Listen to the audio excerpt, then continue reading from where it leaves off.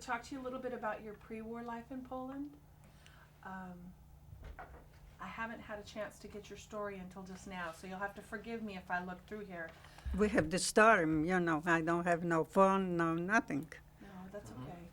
A little bit about your time in the ghetto and in camp, and then your DP camp at Bergen-Belsen, and then a little bit about after liberation and after. I want you to take all the time that you need. I want you to feel comfortable as you can. We understand that this is very difficult. We understand everyone's a little nervous. 1939, the war started. I was born in Poland, in Częstochowa, the city. And 1939, when the war, September started, 6th or 3rd, whatever, then the bombs been flying everywhere. And then... Tell me a little bit about before 1939. Oh, I have a happy childhood. Great parents, grandparents. We was very happy family. And they've been well off. My grandparents and my parents, they've been in business. And I went to private school, to Jewish school. And have a lot of friends. And I was doing like a normal child. I was driving bicycle and playing soccer and other things do like young girl doing. But then when the... What city are you from? Częstochowa, Poland. Okay. That's a beautiful city. How far would you say that's from Lodz or Warsaw? Or? Everything. My husband was born in Warsaw, not too far away. Not too But far. Poland, was not big. There was not too far from nowhere. So you had 3 brothers and a sister. I have 3 brothers. Was 5 of us. There were 5 of you. Uh-huh. My oldest brother, when we was in a house, then the Germans came 1939, and they came to the house, and they say we was wearing pajamas, so, kids and everything. That was at night. They came with their rifles, and they say raus. That means get out from the house. And no belonging, just little belonging, and that's it. And we went to ghetto. And in ghetto, we stay in one room. And then later we have to work in ghetto. I was doing all kind of works. Wintertime we have to snow and that. We could not have childhood anymore when the war started. That was not normal. And they've been selection. They select people left and right. The left, that means they went to Auschwitz. That time we don't know where they've been going. They told us then they're going to work. And then 2 guys, they ran away. I don't know how. They came back to ghetto and they say it's not such a thing. That's no place for them to work. They going to Auschwitz and they dying there, the showers they've been taking, and that's what was happening. And I was the youngest one, and my parents, they gone. Then I stayed with my sister. She was married, and her husband and mine. And then I lost 2 brothers, and one brother, the oldest one, we used to go every summer for vacation, like in country here to Arkansas, whatever. And this woman, she knew us. There was a Polish woman. And my brother said to her, "Oh, you go hide us?" She said, "Sure. Just come over, and everything be all right."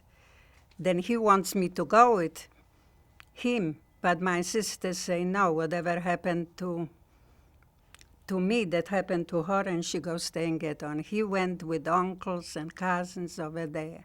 And the first day when they came over there, then she reported to the Germans, and the Germans came and killed them. One cousin, he was in my age, and he ran away and came back to ghetto. And he told us he lives now in Israel. And then we know that my brother got killed and how he got killed. And after that, when we have selection, I used to have long hair as a girl. Then my sister cut my hair and put on me high heel shoes when we have this election and put lipstick. When the Germans ask me, how old bist du? That means, how old are you? Then I say 18 years, and I was only 12, 13 years old that time. If not, they would send me away. And on the end, I just stay with my sister, and they said there was big ghetto. And from big ghetto, sometimes we wear those bands with the,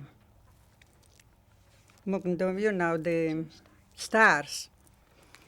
Then I went outside, want to get bread. Then I took off the band and went to the Polacks and buy some bread, and came back to ghetto. Risking your life Risking my life. to get bread. Get bread because we're in ghetto, we don't have anything. They don't give us nothing, you know. We used to buy potatoes. My sister was having a ring, a wedding ring. She sold the ring and got potatoes for that, and we've been cooking every day potatoes. That's what we've been living on it in ghetto. And then when they got, you know, sent most people to the Auschwitz, and was just left maybe 3,000, 4,000, I don't remember exactly. Then they make a small ghetto. And in the small ghetto, I was living with the girls. And my sister was living with her husband, different street. And we was going, they put us to work. Then after the people got evacuated, you know, they went to Auschwitz, then we have to go to the homes and select things, separate forecoats, separate gold and everything. Then the Germans can send to Germany everything. And while we was going to work, we got German shepherds behind us and rifles. Wherever we went, we have them, you know, or we walk there. And one time, I took a sheet and put on mine, you know, then I can sell it, and put on my body. And another girl was having something too. Before we came to ghetto, then the Germans, the day they came and look who stole something. Then they picked me up and put me on the side. And the girl, I don't know her well, but they put her on the side too. And my sister, she knew the policeman, the Jewish policeman in ghetto, and she found out. Then the Jewish policeman kept us at the police station. The Germans come and kill us about 12 o'clock at night. Let me stop and ask you something. There was a Jewish policeman. The Jewish policeman, he saved my life, really. Why had he not been part of a roundup and put in the ghetto or taken to a camp? The Jewish policemen, they've been over us in the ghetto. Oh, so he lived and worked in the ghetto. Right. As a policeman. As a Okay, policeman. okay. And And he worked with German policemen. we work with the Germans. He has to do what the Germans telling him what to do. Okay. They've been they've been more with the Germans than with us. You know, Now, stealing in the ghetto would cause you to be killed. I was working there, and I supposed to go and work and select those things for them. Mm-hmm. And we're not supposed to take anything. But when I take something and came back to ghetto, some of our guys, they used to work with the Polish people over there. They used to do carpenters, different, you know, work for the Germans. Then we used to sell to them, and they give us money. We could buy some bread or something for that money. That's the reason we try to steal something. It was really the Jews would belong everything to the Jewish people, but they think they belong everything to them. And I was very skinny that time, and I don't know how he noticed. I put on my stomach with a girdle and everything. And then they have the grave for me and everything. They supposed to kill me. Mm-hmm. And my sister was crying and everything, and the policeman with the other girl. The other girl came to the German. She was begging him on the knees in German. She said, please don't kill me. Let me live. And he pushed her away, you know, and like nothing happened. Did they kill her? No, she went with me together. Okay. and they make graves for us, like they got killed, cover up the graves, and we went back to ghetto at night. So the Jewish policeman told them he killed you, Mm-hmm. but really they faked your death. They built a grave so that anyone looking would think you were dead. There we go. And, you And went cover back up. And you snuck back into the ghetto. He snuck me, the Jewish guy, at night. And then when we was working in the ghetto, the small ghetto, that some guys, they try to kill a German. And they don't succeed. Then we have to go outside and watch. We stay, all of us, without stockings, without nothing. It was so cold, and the snow was, pouring on us and everything. One German, and they'd say, hold your hands up. The 24 hours we stayed there. I don't know how we made it. One German, he was really heavy, I remember. I think he felt sorry for me. When he passed by, he said to me, put your hands down when I am here. Then you can put it up again. In front of us, they pick up 20 boys, 16, 17, 18, and they kill like, we have to watch, with the guns. It was awful. They've been stay there, and we have to stay still there with the hands up.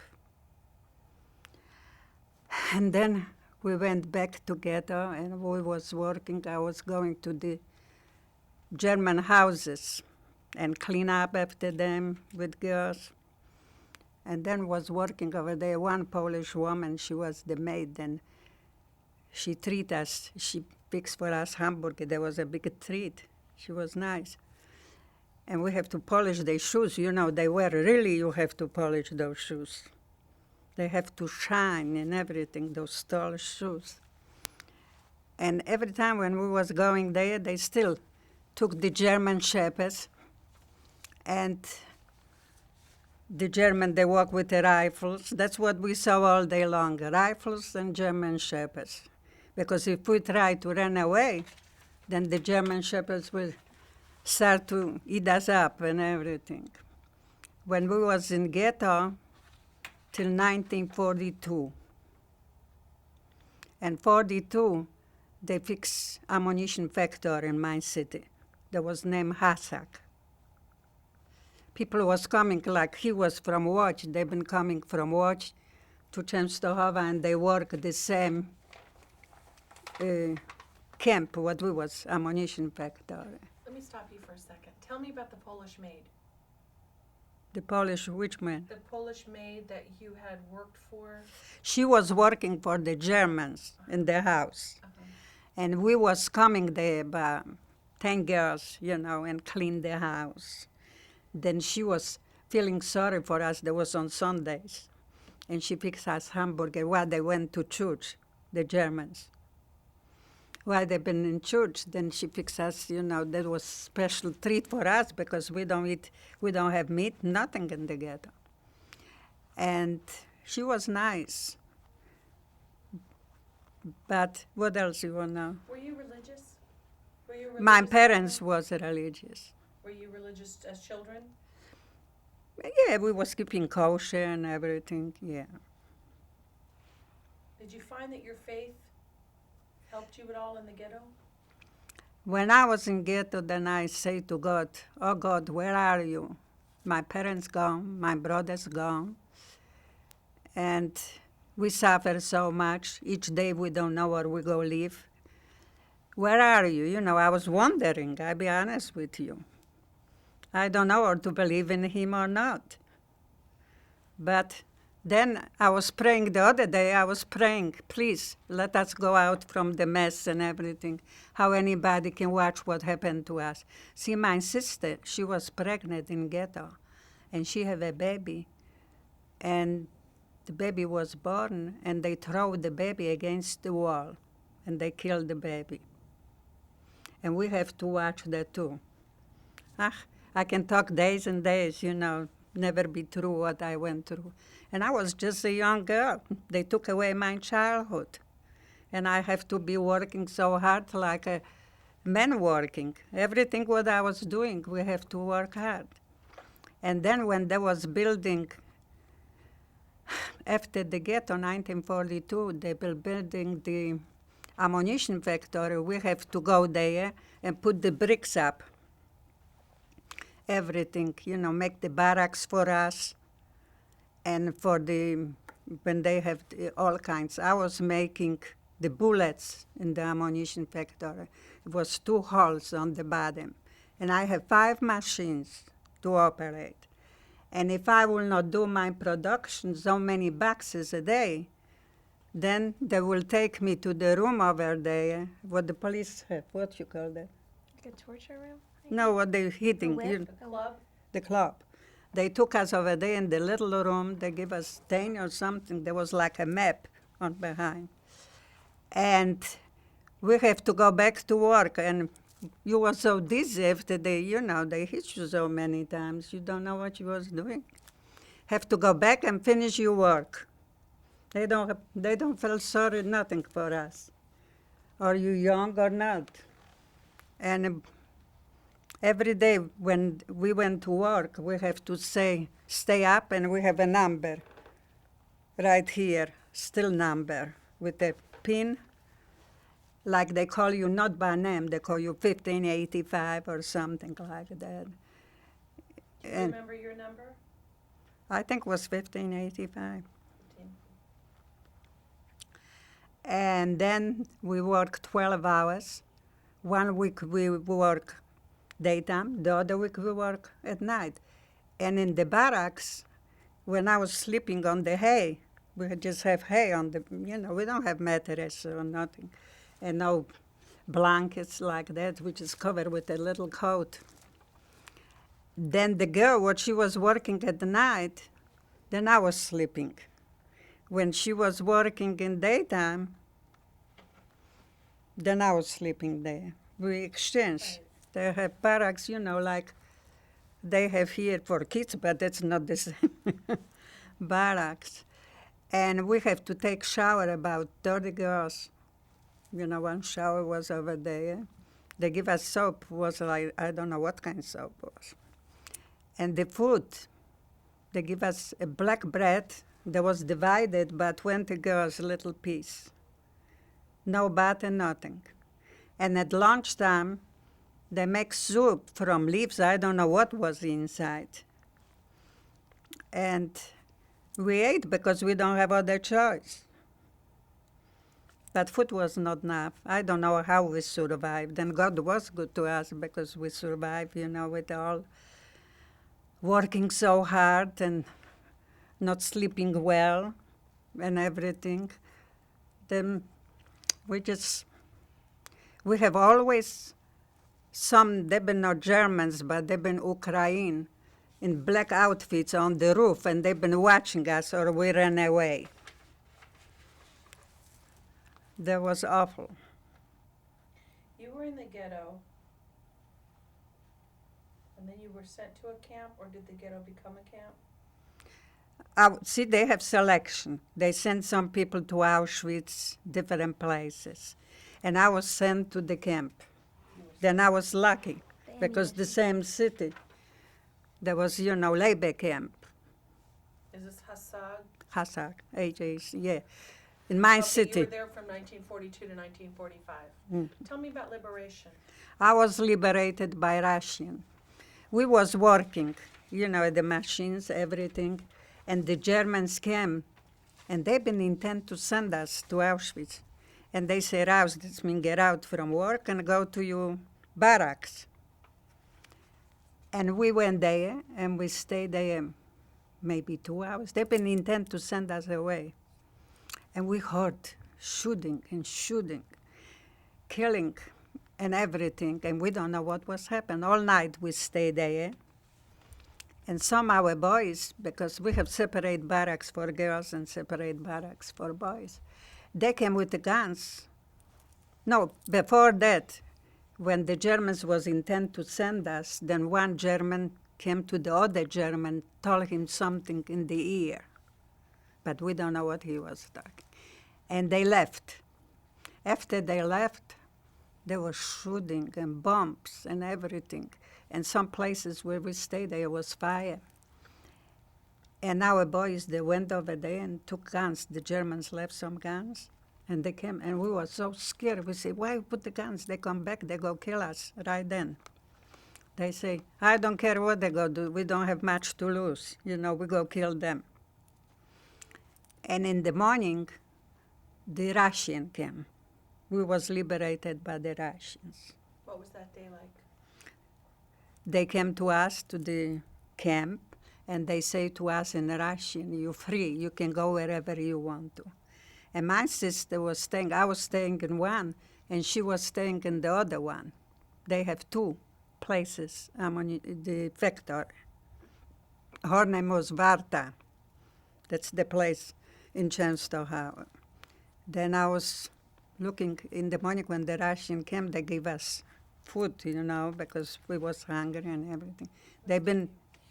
You had everything taken away from you. You lost your parents. I lost my brothers. You lost your brother. I lost my grandparents. You were a child. What did that mean? You were free. Free for what? What did that mean to you? When they say free, still we was living in a fear. We don't know where we was, like you say. I was like, somebody hypnotized me or something. I just say to myself, that's me or not me, you know, nobody. Then I went to look for my sister, and she was looking for me. When we find each other, then the next day we went where we used to live, in the neighborhood. We went there, and some Polish people, I used to play with the girl. She was really nice to me. She was 3 houses from us. And she brought us food and everything, because her daughter was the same age what I was. And she used to come to our house, spend nights with me. We was very close friends. And the mother was very nice. She said to me, if I knew you was in the camp, I will bring you food, and I be good to you and everything. Nobody want to risk their life, just few. You know, they risk their life and they hide people. I have some friends, they've been in shelter and they living today, but most of them they kill. You went to Bergen-Belsen, right? That was after the war. Right. You went to a displaced person. Before I went to the war, to Bergen-Belsen, we was living in the apartment. Me, my sister, and my brother-in-law. And, you know, after the war, there was some Polish people, they called them akowcy. There was like partisan Polish, and they tried to kill the Jews what was left. They came in after the war and tried to kill the Jews that were surviving. Yeah, in our city. And they were Polish. They were Polish. Were they working for the Nazis? That was after the war. Do you They know just- if they were former Nazis or anything like that? I don't know what they were. I know we used to call them Polish akowcy, you know. Then they came one night, we was living on the first floor, and the janitor, what he gave for the apartments place, they asked them, where is the Jews? They came with the guns. And he don't show them. If he will show them, they will kill us. Then my sister said, there's no place for us to stay in Poland. We got to go to Germany, get out from here. When we went from Germany, then you could not go, just go. We hide over there where the suitcases on the train. Isn't that something? And we hope that nobody will see us. Then we came to Germany, to Berlin, and then from Berlin, where we went, Nuremberg, some kind. And then we went to the DP camp, to Bergen-Belsen, after the war. And we was living there as DP, after the war, we was living there, let's see. We came there in 1946, and I got married in 1949. See, my brother was in Russia, and my husband's sister, she was there, and they got married in Poland. And you know how we was looking for the family, whatever was left. Then we find out that my brother came to Germany and lived in Marburg, the city, close to Nuremberg. Then when we find out, then we went to see him, and my husband went there to see him too. And I met my husband there, 1946, and we got married 1949. What brought you to Memphis? The Federation, the highest. The highest brought you. I was sponsored by them. I don't have no family here. Then they sponsor us and send us to, like other people who went different cities. And we came to Memphis. Then we got married 1949 in June. And we came here in January, 15 or 6, and by boat. When your granddaughter comes to you and tries to understand what happened, tries to understand how people could be so evil, what do you tell her? My daughter, when she was in her age, younger, then she used to ask me, Mom, what happened? What happened? I never want to discuss with her. I don't know why. It was hurting. I don't want her to know. Then every time when she asked me, I went to the kitchen, I was cooking and everything, I changed the subject. And my husband too, he will not talk either, because he was in Auschwitz. He was in the march. He weighed 80 pounds after the liberation. Is he no longer living? 4 years ago, he died. He passed away. And I never want to discuss. Lately, I'm going to schools and talk, because my daughter wants me to talk.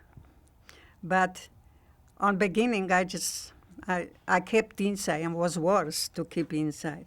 How do And you explain the evil to them? when I was in the camp, I'll be honest with you, I said, when I go out, I'll go kill all the Germans. And after the war, when I got married to my husband, we used to live with the Germans people. We rented the room from them. And when the Americans used to give us food, chocolate, a lot, I share with her, I give her. And she don't have no kids, and she say to me, you know what, Paula, don't go to United States, stay here. You be my child, I give you the tobacco store, but I was not having no desire to have my children in Germany. Did you ever ask her if she knew what was happening? I asked her, she says she don't know. Do you believe that? No, Was that hard for you? very hard. But you see, I was just talking when I was hurt, then I say I killed them, all of them. But then, when I was liberated, I did nothing to them. Just was talking like to human being. Have you been back? Now my son asked me, my brother lives in Israel, and he wants to go to Poland and see, where my grandparents used to live, where my parents, that was 3 years ago, and my son said to me, Mom, I would love to go there and see Poland. I say, no, I don't have no desire to go there. Even they give me free ticket, free hotels, I don't want to go there. No desire. What do you want people to know about what happened? I want people not to forget what happened and keep up with it, having history that. And I want people really to be nice to each other and respect each other. Don't mean what religion you are. We got one God, and be nice to each other and love each other. And I really appreciate this country, I'll be honest with you. When I came here, I was kissing the ground, because my children, grandchildren, maybe they don't appreciate as much as I appreciate, because they've been born here. But I really appreciate that. America is the best country, and people should appreciate. You all born here, you should to know. We have freedom here, we can express what we wanted, and I love. And I like Memphis too.